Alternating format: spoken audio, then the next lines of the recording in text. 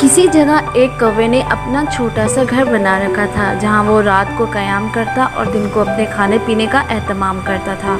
वो मुख्तलिफ जगहों से दाना दुनका चुनकर वहाँ खाकर सो जाया करता था।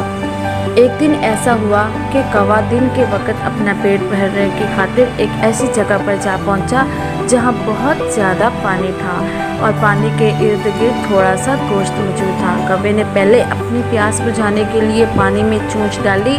इसके मुंह पर एक ज़ोरदार चाटा पड़ा। ये चाटा एक चील ने इसके मुंह पर मारा था, जो पहले से पानी के हौज में मौजूद थी और अपनी प्यास बुझा रही थी। जो ही चील ने कौवे के मुंह पर चाटा मारा, कौवे को दिन में तारे नजर आने लग गए और वो बेचारा पानी में गिर गया, क्योंकि इसने अपना वजन तवाज़ुन बरकरार नहीं रख पाया। चील ने कौवे की वो दुर्गत बनाई कि कौवा सारी ज़िंदगी इसे याद रखेगा। कौवे ने चील से कहा कि ए चील बहना, मुझे छोड़ दो, मैं तुमसे ज़्यादा ताकतवर नहीं हूँ। तुम मुझसे जिसामत में भी भारी हो और ताकत में भी किसी से कम नहीं हो। मैंने सुबह का खाना नहीं खाया, इसीलिए गोश्त के चंद टुकड़े मुझे भी छीनने दो ताकि मैं अपना पेट भर सकूं। मैं तुमसे वादा करता हूं कि गोश्त के कुछ टुकड़े खाकर मैं यहाँ से चला जाऊंगा और फिर तुम जो जी में आए करना।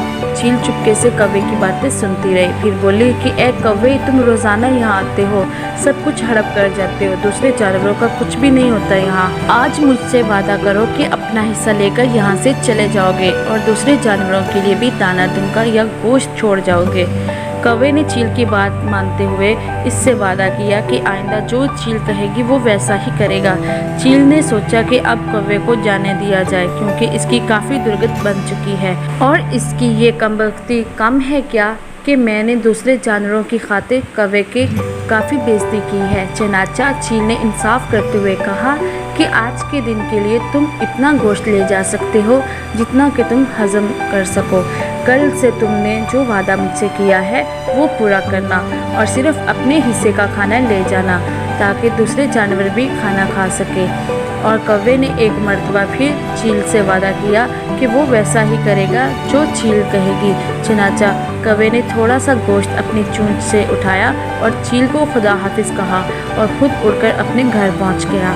तो प्यारे बच्चों, इस कहानी से हमें ये सबक हासिल होता है कि किसी का हक नहीं मारना चाहिए और सिर्फ इतना ही नहीं, हर चीज़ में अपना हिस्सा लेना चाहिए, ना कि लालच में आकर सारा हिस्सा हड़प कर लेना चाहिए।